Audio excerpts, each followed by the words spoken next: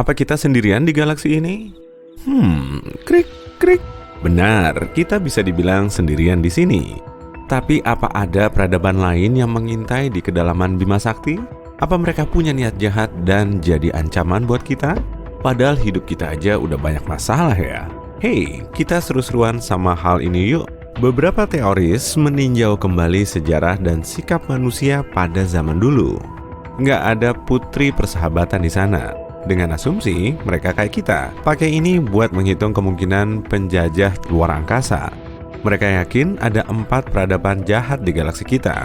Keempat peradaban itu memperebutkan dominasi intergalaksi. Atau mungkin mereka pengen main gaple aja. Teknologi mereka mungkin udah canggih. Atau mereka baru aja menciptakan versi jahat dari game konsol.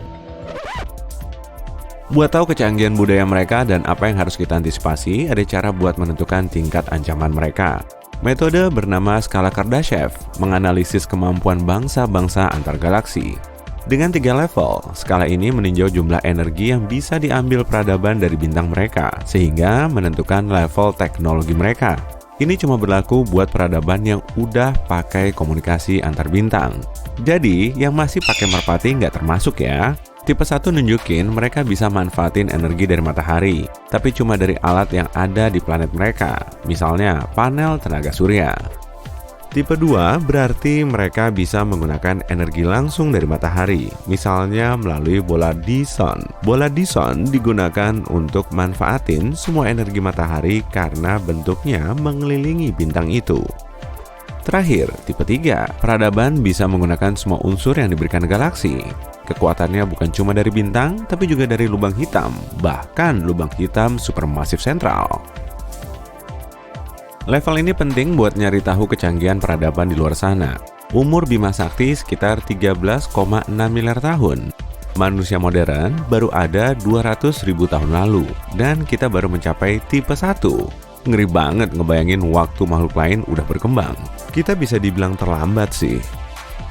Bumi sedikit terlambat karena berada di luar lengan galaksi. Ahli matematika bilang sistem bintang yang lebih terpusat lebih lama berkembang.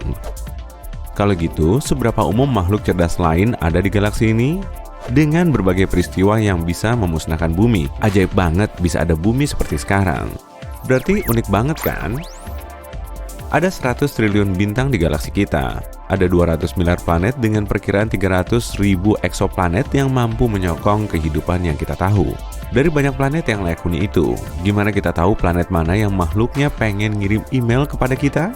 Tentu aja, nggak ada yang punya waktu buat ngitung satu-satu. Persamaan Drake bisa ngasih kita perkiraan angka kalau kita ngambil rata-rata dari beberapa faktor kunci. Persamaan ini memecah kriteria berapa banyak planet yang dihuni makhluk cerdas sampai bisa berkomunikasi. Angkanya besar karena banyaknya bintang yang memiliki planet. Dari sana, kita saring lagi ke zona layak huni di tata surya. Zona ini disebut zona Goldilocks karena jaraknya pas, nggak begitu jauh dan nggak begitu dekat dari matahari. Kita kurangi lagi angkanya dengan menghitung planet layak huni yang bisa menyokong kehidupan. Dan dari beragam tempat itu, persamaannya mengambil kemungkinan jumlah makhluk cerdas dan apakah mereka cukup cerdas untuk berkomunikasi. Kriterianya rumit, jadi persamaannya agak sulit dijelaskan. Tapi kira-kira ada 100 juta planet dengan peradaban cerdas. Tapi, kayak sejarah dan kesulitan bumi, peradaban ini juga mungkin mengalami kesusahan.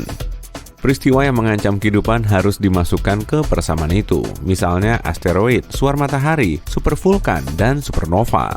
Mereka juga mungkin aja menghancurkan diri sendiri lewat teknologi, misalnya dominasi kecerdasan buatan atau nanoteknologi, atau dengan merusak ekosistem mereka dan kehabisan sumber daya, atau karena gegabah aja.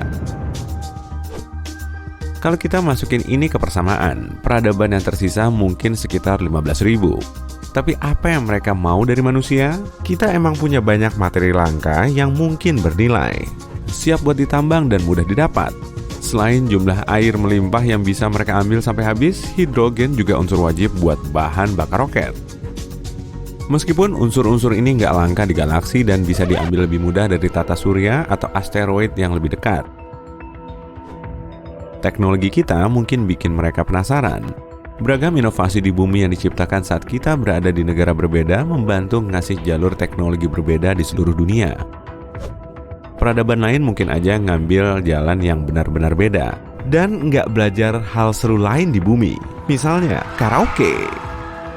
Sama halnya kayak sains terapan yang mungkin berkembang di atmosfer berbeda dengan unsur berbeda. Sains mereka sebagian besar akan terpengaruh itu, dan sains kita akan menambah pengetahuan mereka. Lalu, ada satu hal terlangka di galaksi. Bumi bisa menyokong kehidupan. Ini bakal berguna banget buat penjelajah antar galaksi daripada melewati proses lama ngubah planet yang nggak layak huni jadi kayak bumi. Kenapa nggak rebut aja? Dengan markas nyaman, ini bakal jadi tujuan wisata cantik saat mereka lagi istirahat menaklukkan peradaban lain. Untungnya, mereka nggak akan tertarik makan kita atau mungkin nggak akan nafsu buat makan apapun di bumi. Mereka harus punya biokimia dan enzim yang sama buat memproses molekul yang membentuk kita. Phew! Tapi kemungkinan besar sih, mereka pengen menyingkirkan saingan. Ancaman terbesar mereka adalah apapun yang menyulitkan dominasi mereka. Tapi sebelum kamu terlalu takut sama peradaban jahat ini, kemungkinan ini diambil dari perilaku manusia. Mungkin aja makhluk di luar sana nggak punya atau menghindari emosi manusia. Misalnya, kapasitas marah mereka mungkin terbatas, atau mereka bisa aja nggak punya kemampuan untuk itu. Sejarah tempat mereka beda banget sama tempat kita, jadi mereka mungkin aja terlalu percaya dan malah kita yang jahat. Tapi mereka juga mungkin nggak punya empati dan ciri positif lainnya yang kita punya. Semoga aja mereka cuma punya sifat baik kita ya. Untungnya, ada satu hal besar yang misahin kita dari hal lain. Galaksi kita itu gede banget, dan kalau mau kemana-mana tuh jauhnya minta ampun, bahkan ke tata surya sekalipun.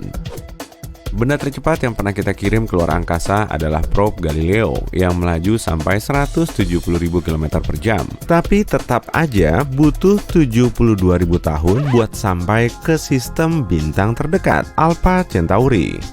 Probe dengan pemandu laser yang baru diusulkan bisa mencapai 1/5 kecepatan cahaya. Jadi cuma butuh 20 tahun perjalanan. Pada skala lebih besar, Bima Sakti memiliki diameter lebih dari 150.700 tahun cahaya.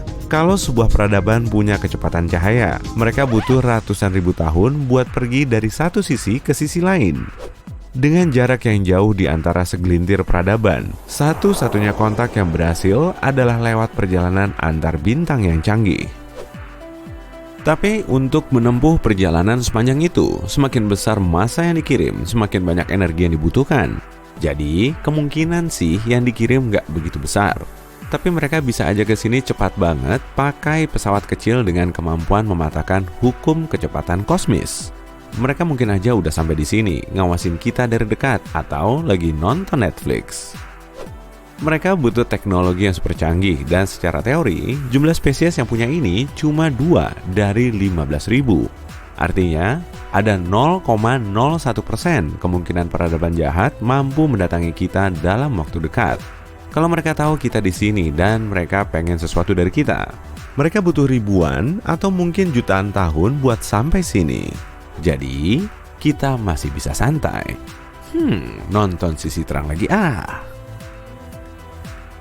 Eksoplanet adalah semua planet yang ada di luar tata surya kita. Sebagian ada yang melayang-layang bebas atau disebut dengan planet pengembara. Ada yang bergerak mengelilingi pusat galaksinya. Ada juga yang mengorbit 1 atau 2 bintang induk.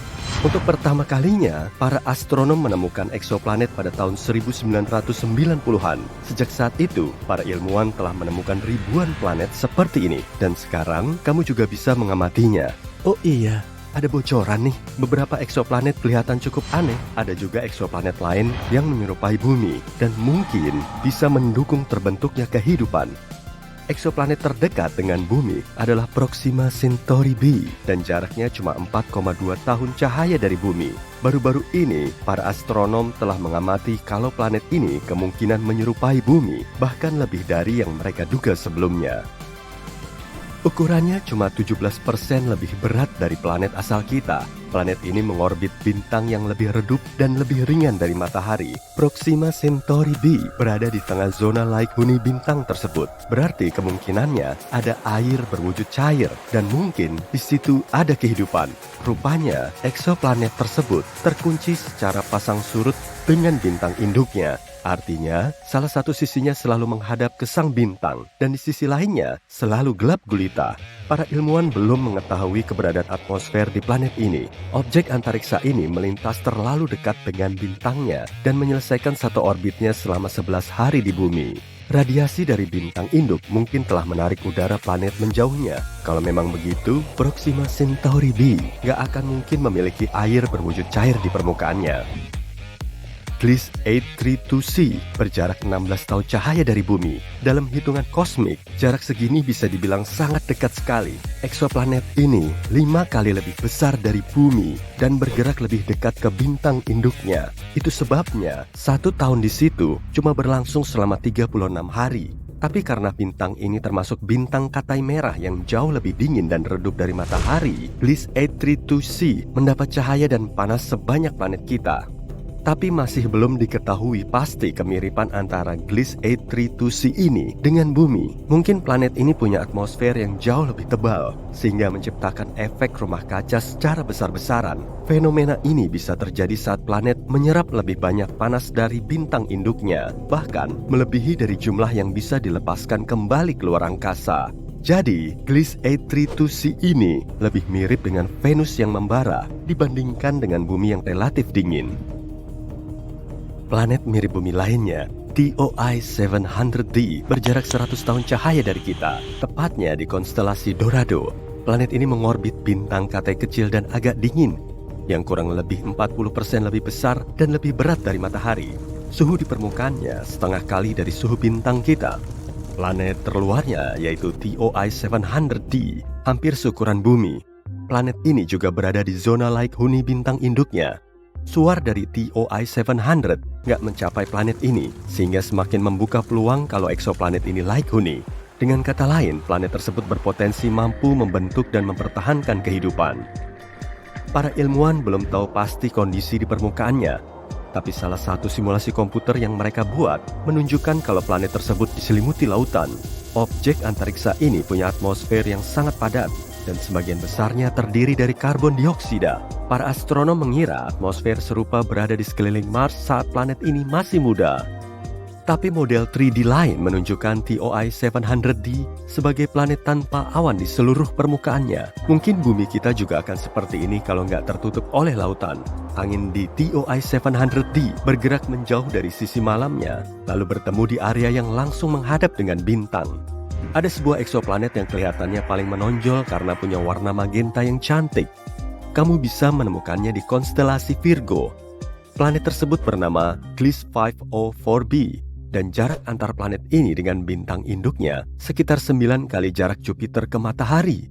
Planet ini masih relatif baru dan sinarnya masih panas, sehingga permukaannya kelihatan pink.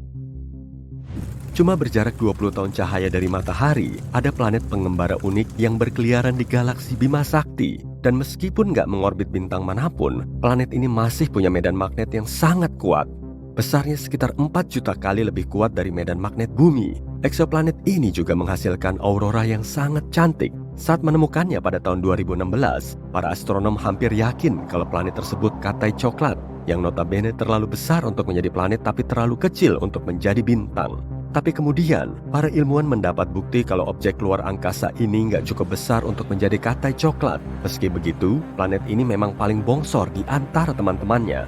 Dibandingkan dengan Jupiter, planet terbesar di tata surya kita, planet katai ini punya diameter 1,2 kali lebih besar dan bobotnya melebihi 12 kali lebih berat.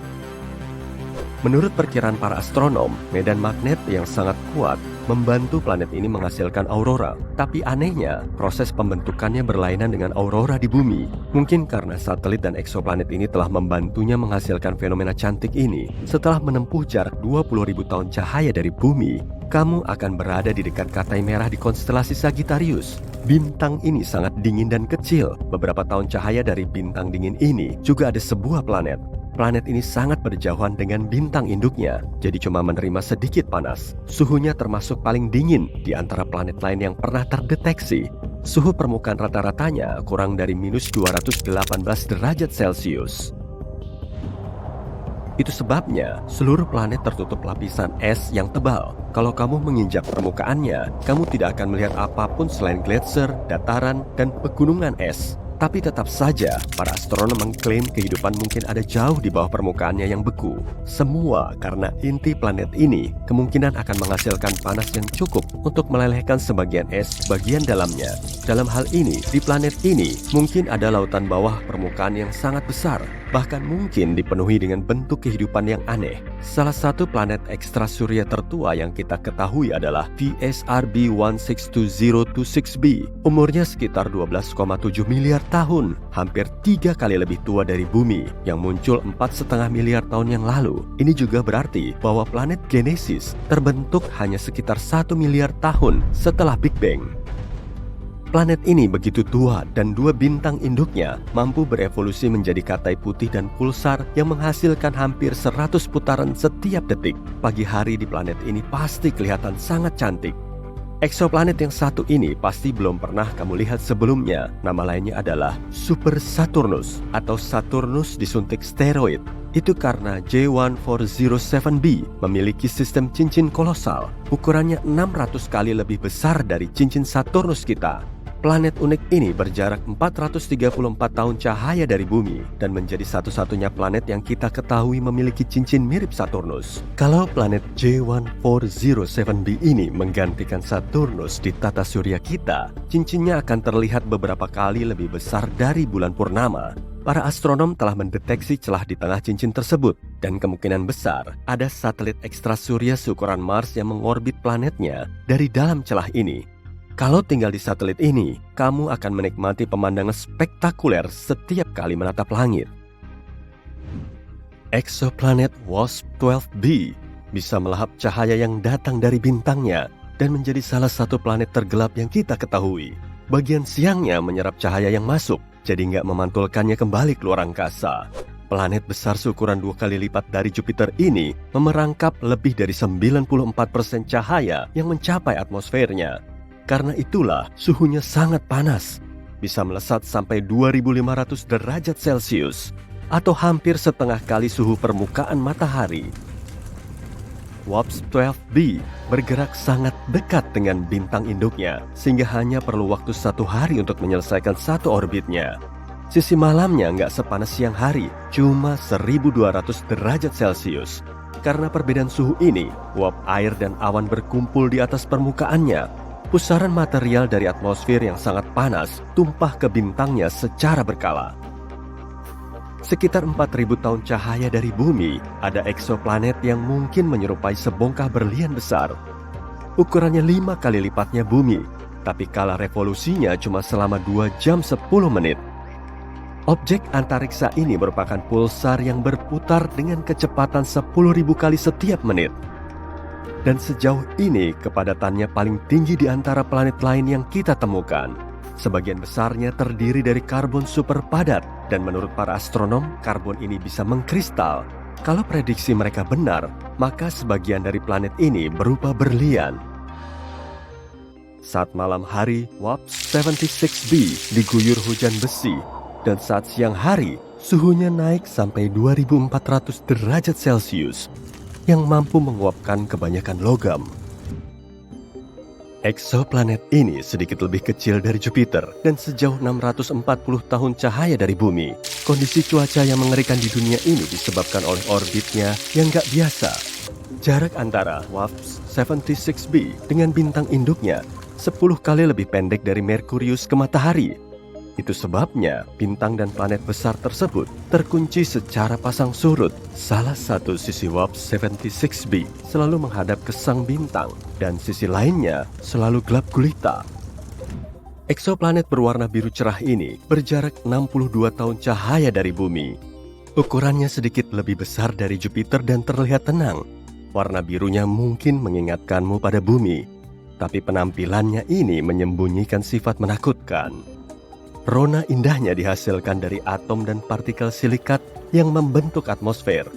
Tapi kecepatan angin di situ bisa mencapai 8.700 km per jam, 7 kali lebih ngebut dari kecepatan suara. Dan suhunya bisa mencapai 870 derajat Celcius. Tapi itu belum seberapa. Di planet aneh ini, terjadi hujan kaca yang arahnya menyamping. Jadi, kalau kamu mau pelesiran keluar angkasa, sebaiknya coret aja planet ini dari daftarmu. Pusat Bima Sakti adalah kisah tentang radiasi, gravitasi, dan misteri yang intens. Tempat di mana kekuatan alam didorong hingga ke batasnya. Namun, gimana kalau planet kita berada di teater kosmik ini?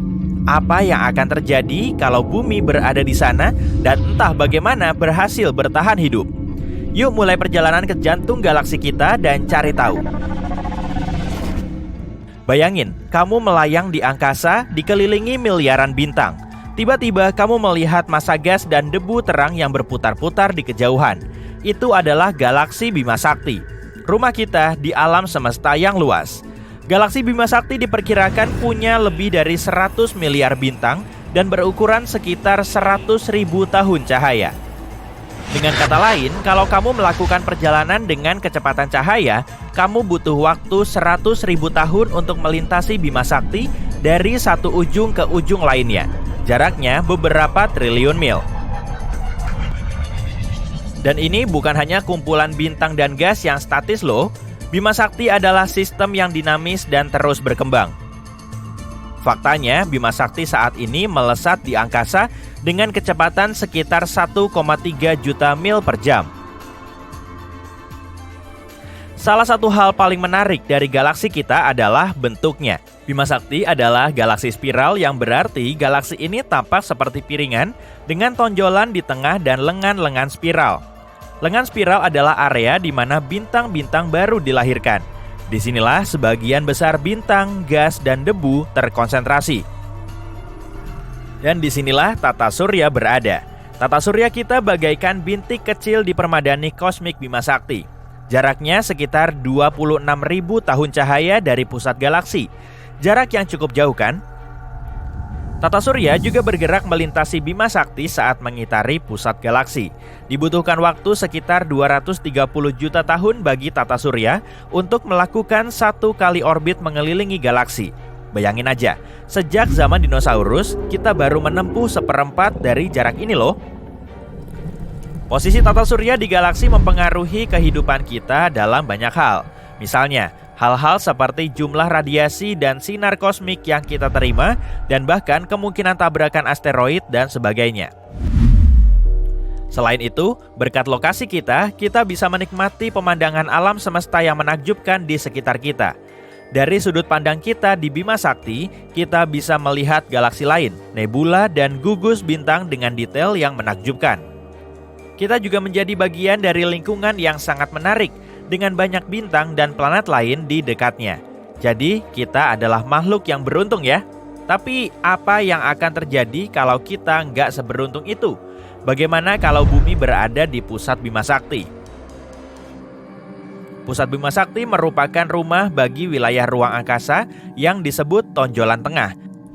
Dan di sana penuh dengan bintang-bintang seperti bola disko.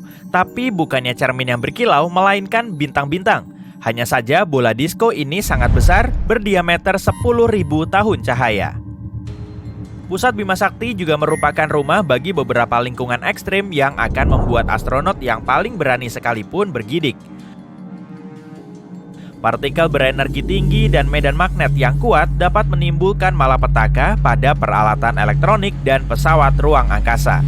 Medan radiasi yang kuat dapat menghanguskan apapun yang dilaluinya. Jadi, bumi bukanlah tempat yang ramah bagi kehidupan seperti yang kita kenal.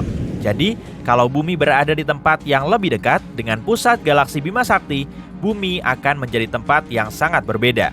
Yuk lihat beberapa dampak yang mungkin terjadi. Pertama-tama, radiasi. Seperti yang telah disebutkan sebelumnya, pusat Bima Sakti adalah salah satu daerah yang paling padat radiasi di galaksi. Hal ini akan membuat kehidupan di bumi menjadi sangat menantang, bahkan mungkin mustahil. Tentu saja, kita punya medan magnet bumi. Ini seperti perisai raksasa yang melindungi kita dari radiasi berbahaya luar angkasa. Tapi, bisakah perisai itu melindungi kita kalau kita berada di pusat Bima Sakti? Sayangnya enggak. Ini seperti mencoba menggunakan payung kecil untuk melindungi diri dari badai besar. Jadi, ini akan menjadi kemenangan yang mudah bagi galaksi. Namun gak semuanya malapetaka dan kesuraman ya. Ada beberapa organisme pemberani yang mampu beradaptasi dengan radiasi tingkat tinggi. Kita telah melihat kehidupan di bumi berevolusi untuk bertahan hidup di mana saja, dari kedalaman samudra sampai ke kutub es di planet ini. Jadi, yuk bayangin apa yang akan terjadi kalau kita berevolusi untuk bertahan hidup dalam kondisi yang keras ini. Misalnya, bayangin manusia dengan kulit yang keras dan bersisik yang melindungi mereka dari radiasi, dan tanaman dengan struktur unik yang memungkinkannya untuk berkembang di lingkungan yang terang ini. Dalam hal ini, radiasi masih bisa memberikan dampak yang sangat menakutkan bagi kita. Misalnya, radiasi bisa merusak molekul DNA dan menyebabkan mutasi. Bayangin, sebuah dunia di mana tanaman tumbuh dengan 5 daun, bukan 4, hewan punya bulu yang berwarna aneh, atau manusia punya warna mata yang gak biasa, atau fitur unik lainnya. Dan ini hanyalah beberapa contoh terbaik. Contoh buruknya gak usah dibahas ya. Selain itu, hal ini juga bisa menyebabkan kita mengalami beberapa perubahan metabolisme. Mungkin tubuh kita bisa memproses makanan dan sumber daya lainnya dengan lebih cepat, yang bisa menyebabkan tingkat pertumbuhan yang lebih cepat dan ukuran yang lebih besar. Tanaman bisa tumbuh tinggi dan lebat, dan hewan akan jauh lebih besar dari biasanya. Ada juga beberapa organisme di bumi yang mampu berpendar. Berkat tingkat radiasi yang tinggi, organisme-organisme ini berpotensi bersinar lebih terang dari biasanya. Bayangin berjalan melewati hutan di malam hari dan melihat pepohonan, jamur, dan bahkan serangga yang bersinar dengan cahaya biru atau hijau yang menakutkan. Menakutkan dan menakjubkan kan? Tapi yuk lanjutin ke perubahan besar berikutnya, gravitasi. Gravitasi di pusat Bima Sakti sangatlah kuat. Semua itu berkat adanya lubang hitam supermasif yang masanya 4 juta kali massa matahari. Lubang hitam ini dinamai Sagittarius A. Dan ya, itu tetangga kita sekarang. Bagus. Dan seandainya kita nggak ditelan oleh lubang hitam ini atau dihancurkan oleh gravitasi yang sangat kuat ini, lubang hitam ini masih bisa memicu banyak gempa bumi dan letusan gunung berapi. Lubang hitam ini akan menjadi seperti pengganggu gravitasi, menarik dan menyeret semua yang dilewatinya. Pada dasarnya, kalau kita selamat dari ini, akan ada kompetisi selancar yang epik setiap hari. Lalu tambahin sedikit sensasi mempertaruhkan nyawa. Dan lupakan tentang melarikan diri dari planet ini. Gak ada lagi peluncuran roket yang mudah. Dan benda-benda fisik gak akan menjadi satu-satunya yang terpengaruh oleh gravitasi. Waktu akan berjalan dengan sangat berbeda bagi kita. Menurut teori relativitas Einstein, waktu berjalan lebih lambat di area dengan gravitasi tinggi. Dengan kata lain, penduduk bumi akan menua lebih lambat daripada seseorang yang berada jauh dari pusat galaksi kita. Selain itu, pusat Bima Sakti adalah tempat yang sangat sibuk. Bintang-bintang, planet-planet, dan benda-benda langit lainnya bergerak dengan kecepatan yang sangat tinggi setiap hari. Posisi bintang dan benda-benda lain akan terus berubah. Dengan kata lain, ucapkan selamat tinggal pada navigasi normal. Sistem GPS kemungkinan besar gak bisa diandalkan karena gaya gravitasi yang kuat dan radiasi yang tinggi. Jadi kalau kamu gak sengaja tersesat di hutan yang berpendar dalam gelap dengan beberapa hewan yang menyeramkan, semoga kamu beruntung ya. Tapi gak semuanya buruk. Pusat ini juga merupakan rumah bagi awan molekuler. Ini adalah area di ruang angkasa tempat bintang-bintang baru dilahirkan. Dan Bima Sakti secara umum punya beberapa pemandangan yang sangat menakjubkan. Misalnya, nebula yang menakjubkan seperti nebula Orion dan nebula Elang, yang bisa dilihat dengan teleskop atau bahkan dengan teropong yang memadai. Jadi, kalau bumi berada di tengah-tengah Bima Sakti, kita bisa menyaksikan beberapa peristiwa kosmik yang paling spektakuler. Luar biasa kan? Secara keseluruhan, kalau bumi berada di pusat Bima Sakti, maka bumi akan menjadi tempat yang sangat berbeda. Tentu saja, kita semua paham planet kita nggak akan selamat dari perubahan seperti itu.